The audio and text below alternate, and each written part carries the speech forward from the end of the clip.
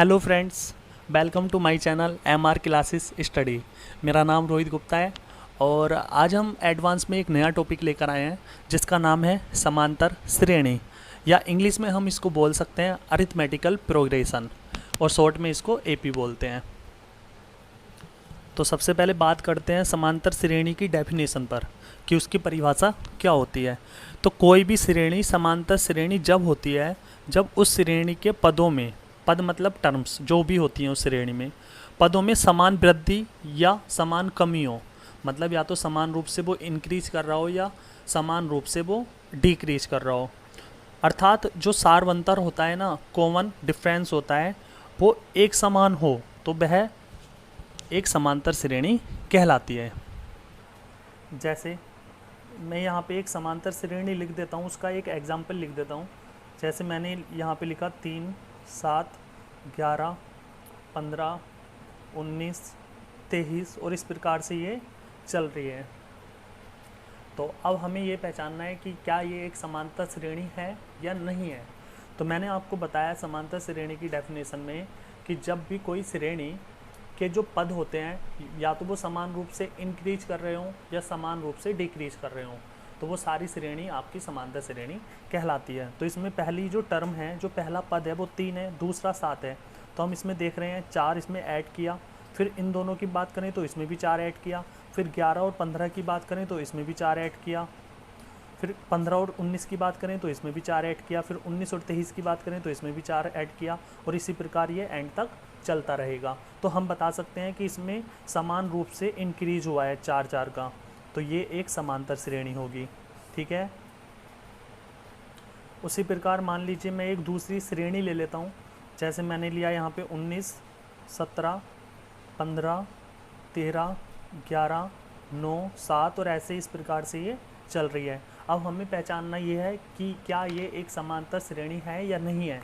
तो हम यहाँ पे देख रहे हैं, इन दोनों टर्म की बात करें तो 2 माइनस हो रहा है। इन दोनों टर्म की बात करें मतलब 17 और 15 की बात करें तो यहाँ पे भी -2 हो रहा है। इन दोनों की बात करें तो यहाँ पे भी -2 हो रहा है। इन दोनों की बात करें तो यहाँ पे भी इन दोनों की बात करें तो यहाँ पे भी -2 हो रहा है। तो हम कह सकते हैं यहाँ पे समान रूप से डिक्रीज हो रहा है, तो ये भी एक समांतर श्रेणी होगी। ठीक है। मान लीजिए मैं बात करूँ -10, -4, 2 +2 है यहाँ पे 2, फिर 8, फिर 14, फिर 20 और ये ऐसे करके चल रहा है। तो अब हमें ये पहचानना है कि क्या ये एक अरिथमेटिक प्रोग्रेशन है या नहीं है। तो यहाँ पे -10 है, उसके बाद आया -4, तो हमने एक्चुअल में इसमें +6 ऐड किया। फिर -4 में हम क्या ऐड करें, हमने देखा यहाँ पे भी +6 ऐड हुआ तभी तो 2 आया। फिर 2 में हमने +6 ऐड किया तभी तो 8 आया। फिर 8 में हमने +6 ऐड किया तभी तो 14 आया। फिर 14 में +6 ऐड किया तभी तो 20 आया। तो यहाँ पे जो सेम इंक्रीज़ हो रही है प्रोग्रेशन, तो हम कह सकते हैं ये जो एक श्रेणी होगी ये एक समांतर श्रेणी होगी। तो यहाँ पे मैंने 3 समांतर श्रेणी के एग्जाम्पल बताए हैं। अब जब भी आपकी नज़रों के सामने समांतर श्रेणी होगी आप आसानी से उसको पहचान सकते हो। तो यहाँ पे हम समांतर श्रेणी को कैसे पहचानते हैं ये सीख गए हैं। दूसरी चीज़ ये है कि मान लीजिए एक प्रोग्रेशन ये आ गई 5, 12, 19, 26, 33 और इस प्रकार से ये चल रही है। तो इसको कैसे पहचानें कि ये एक समांतर श्रेणी है या नहीं है।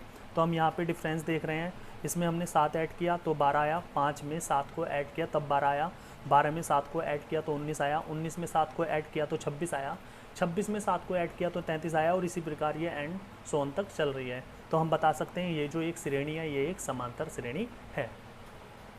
तो अगर मैं इसको A1 नाम दे दूँ, इसको A2 नाम दे दूँ, इसको A3 नाम दे दूँ, इसको A4, इसको A5 और इस प्रकार से मैं नाम दे रहा हूँ, तो हम जो ये श्रेणी की पहला पद होता है फर्स्ट टर्म इसको बोलते हैं। ठीक है। सेकंड टर्म इसको बोलेंगे, थर्ड इसको, और ऐसे इसी प्रकार से हम बोलते चले जाएंगे। तो हमारा सबसे पहला ये होता है सारवंतर, सारवंतर या इंग्लिश में हम इसको बोल सकते हैं कॉमन डिफरेंस, शॉर्ट में CD बोलते हैं। तो ये इसको हम D से निरूपित करते हैं। डी से डिनोट करते हैं।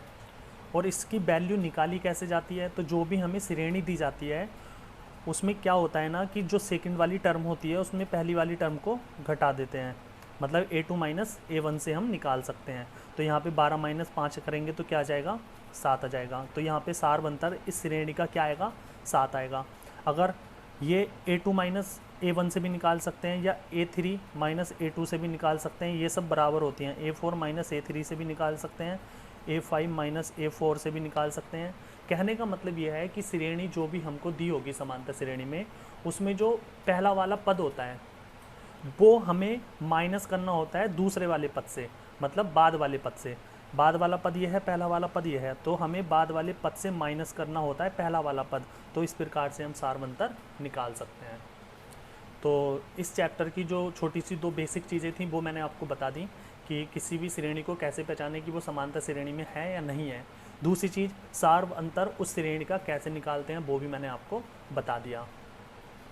अब यहाँ पे इस चैप्टर में हमें 3 फार्मूलाज याद करने होते हैं, जिनमें पहला फार्मूला ये होता है, जब भी हमसे nth टर्म पूछेगा, या हिंदी में हम इसको बोल सकते हैं n बा पद, जब भी हमसे पूछेगा तो इसका फॉर्मूला है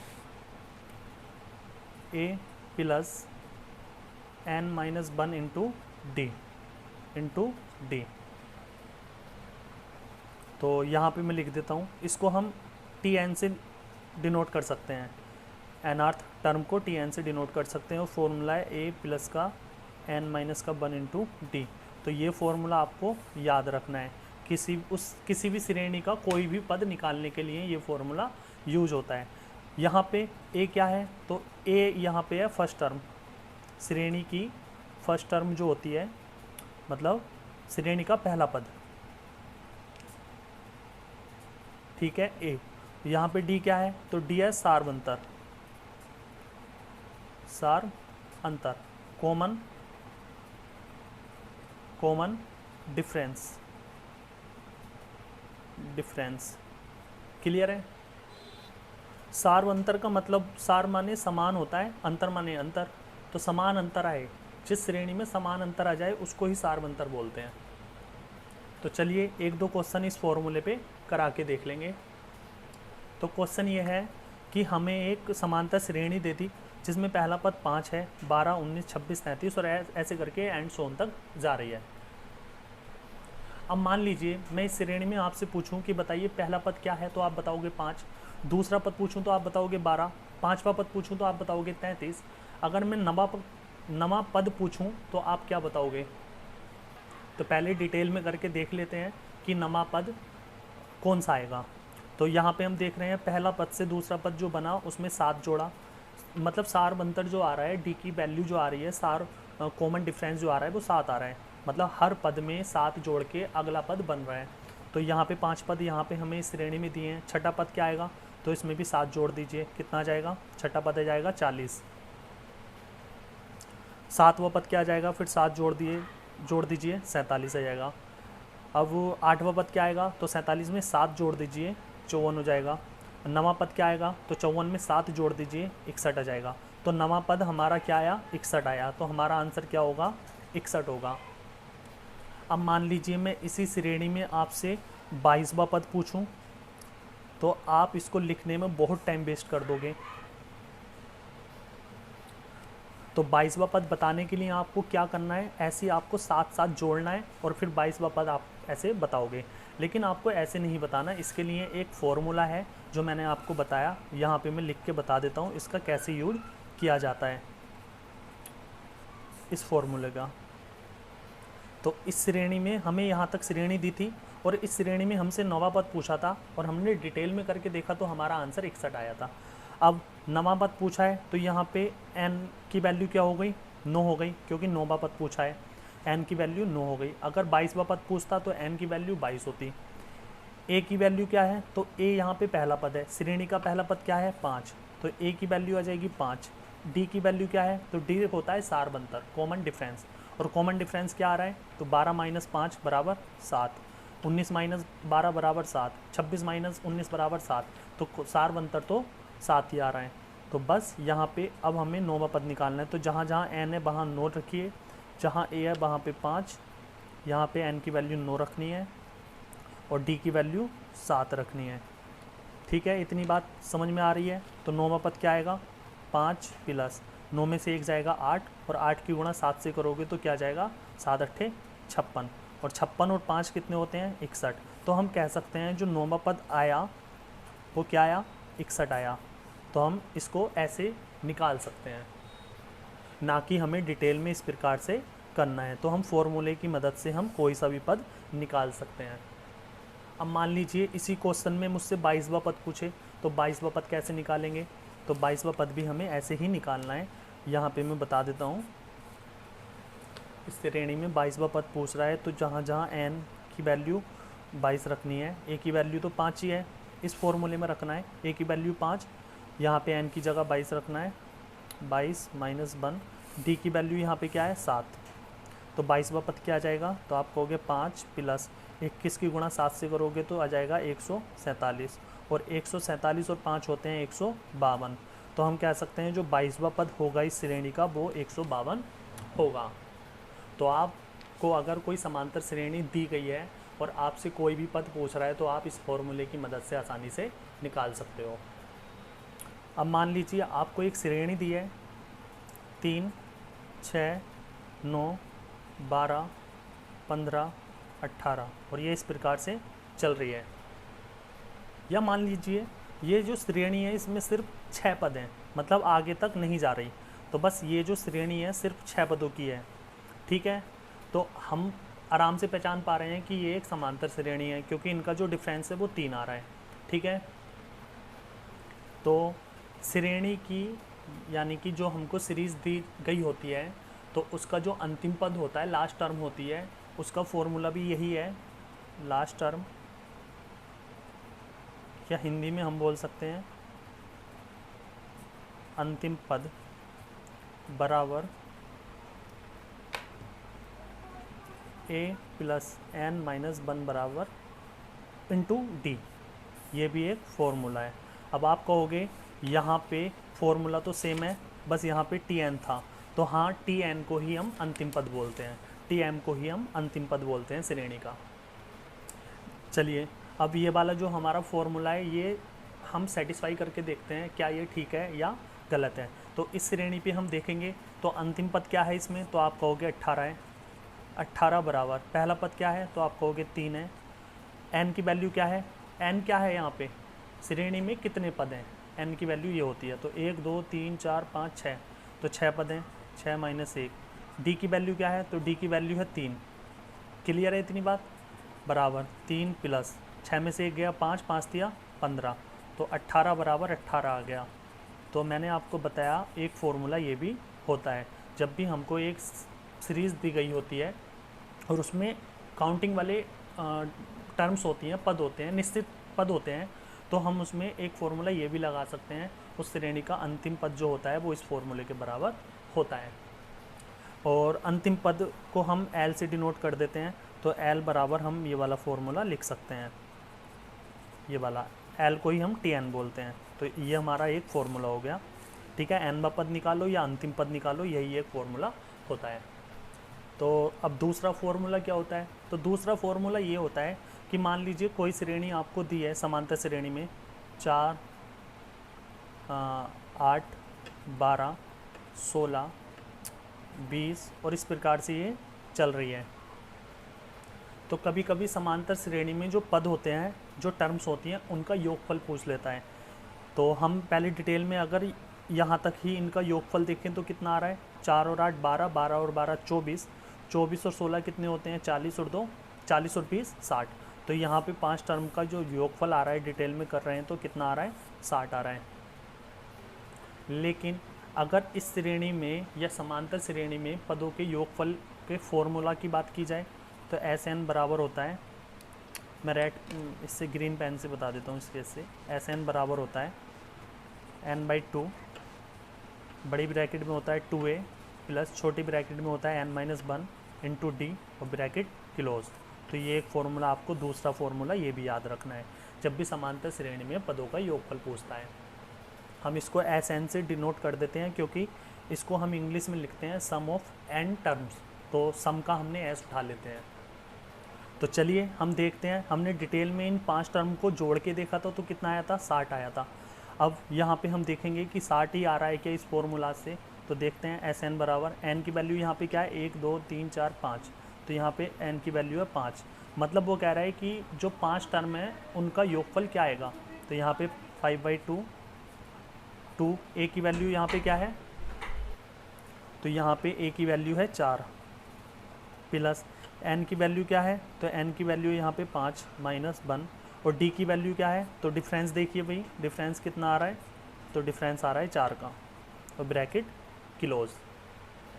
तो यहाँ पे सोल्व करके देखेंगे, 5/2, 4 दूनी 8, 4 चौक 16, यहाँ पर आ जाएगा 5/2 गुणा 16 और 8 कितने होते हैं, 24 होते हैं, और 24 को 2 से काटोगे तो 12 बार कट जाएगा, और 12 की गुणा 5 से करोगे तो कितना आ जाएगा, 60 आ जाएगा। तो हमारा फॉर्मूले से भी 60 आया और डिटेल में करके भी 60 आया। लेकिन डिटेल में हमने करके देखा, हमने 5 टर्म दी तो हमारे लिए बड़ा आसान था 5 टर्मों को जोड़ के बताना कि उन पदों का योगफल क्या आएगा। लेकिन अगर इसी श्रेणी में मान लीजिए 200 पद होते तो कैसे जोड़ते, तो प्रॉब्लम क्रिएट होती, टाइम वेस्ट होता। तो इसीलिए ये एक फॉर्मूला बनाया गया है, किसी भी श्रेणी में कितने भी पदों का योगफल हम आसानी से इस फॉर्मूले की मदद से निकाल सकते हैं।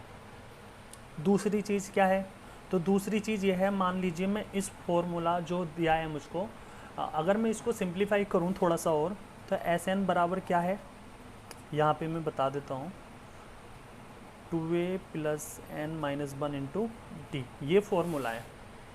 तो थोड़ा सा और सिंप्लीफाई कर लेते हैं, एस एन बराबर आएगा n/2, और 2a को मैं लिख सकता हूँ a + a, लिख सकता हूँ ना, बिल्कुल लिख सकता हूँ, ठीक है, बराबर n/2। अब यहाँ से आप ध्यान से समझना, ये चीज़ क्या है, यहाँ पे लिखूँगा a+, अब ये वाला एक फॉर्मूला हो गया जो हमने देखा था, यहाँ पे लास्ट टर्म का जो फॉर्मूला होता है a + n-1 इंटू डी, तो लास्ट टर्म का फॉर्मूला ये हो गया। तो यहाँ पे हम लिख सकते हैं एल लिख दो, या लास्ट टर्म लिख दो, या हिंदी में अंतिम पद लिख दो। तो इसकी जगह मैं क्या लिख सकता हूँ, अंतिम पद। क्लियर है, चलिए ऊपर बता देता हूँ, या यहीं पे बता देता हूँ, n/2, ए को क्या बोलते हैं, किसी भी श्रेणी का जो पहला पद होता है वो ए होता है। तो यहाँ पे मैं लिख सकता हूँ first term plus last term, तो ये एक फॉर्मूला हो गया, ठीक है। एक बार देख लीजिए, मैं सेम टू सेम ऊपर लिख रहा हूँ इसको, एस एन बराबर n/2, हिंदी में लिख देता हूँ मैं, पहला पद प्लस अंतिम पद।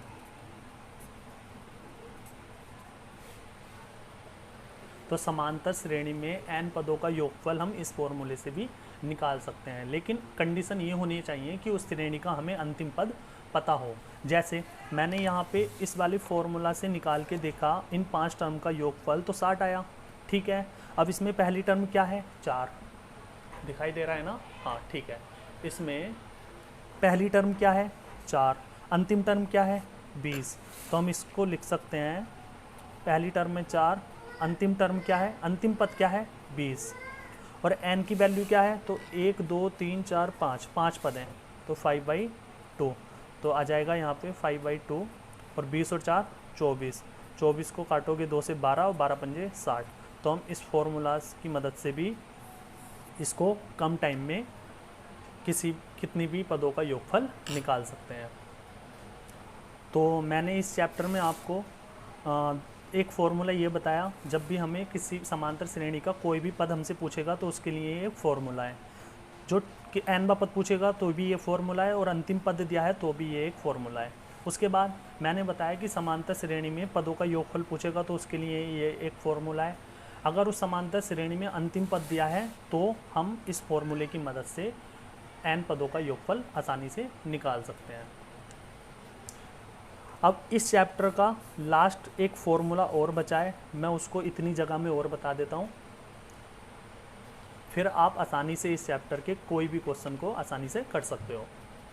तो जैसा कि यहाँ पे आपने देखा, L बराबर, L क्या है, लास्ट टर्म, अंतिम पद, a + n-1 इंटू डी है, ये एक फॉर्मूला मैंने आपको बताया था, ठीक है। इसको थोड़ा सा और सिंप्लीफाई कर लेते हैं। जैसे यहाँ ए में इधर लेकर आऊँगा तो आ जाएगा एल माइनस ए बराबर एन माइनस इंटू डी। यहाँ पे एन माइनस वन की वैल्यू अगर मैं देखूँ तो आ जाएगा एल माइनस ए, और ये वाला डी उठाकर मैं अपॉन में ले गया, ठीक है।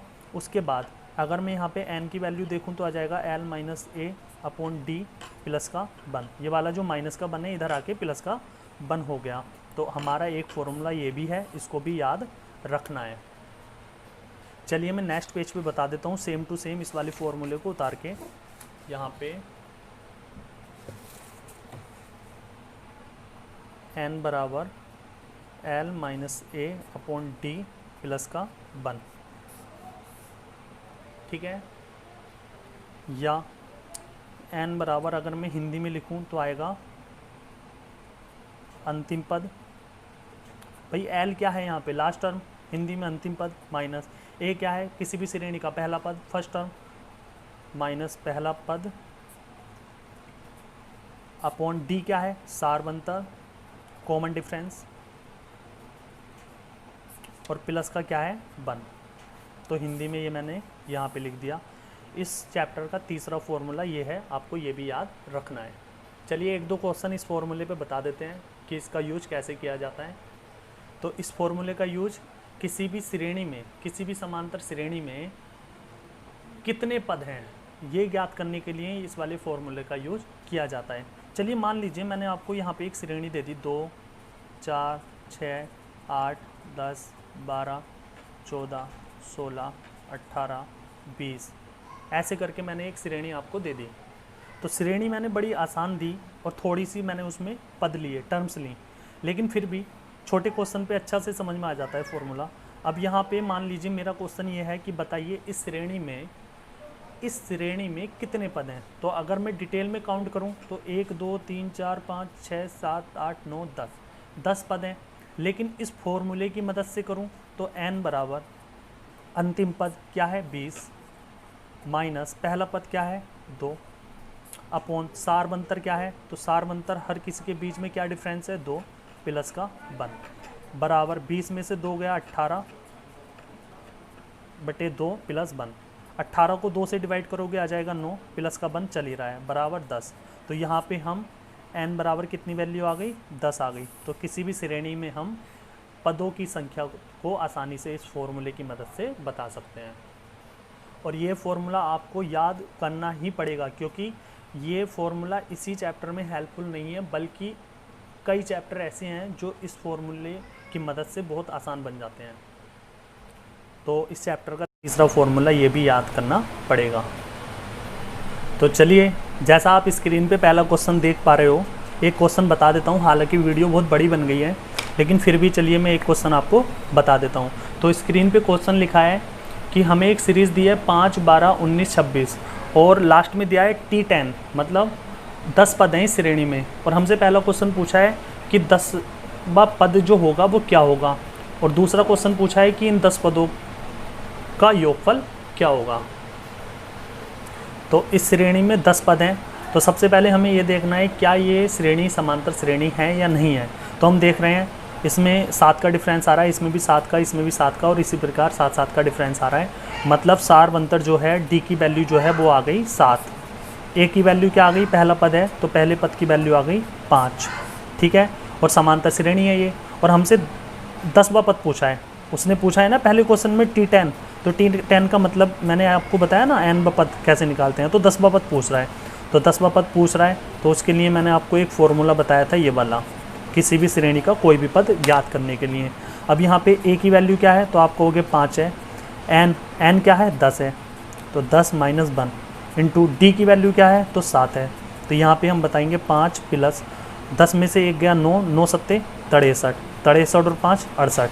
तो इस श्रेणी में जो 10वां पद होगा वो क्या होगा, 68 होगा, ठीक है। अब हमसे दूसरा क्वेश्चन पूछा है S10, मतलब 10 पदों का योगफल इस श्रेणी में।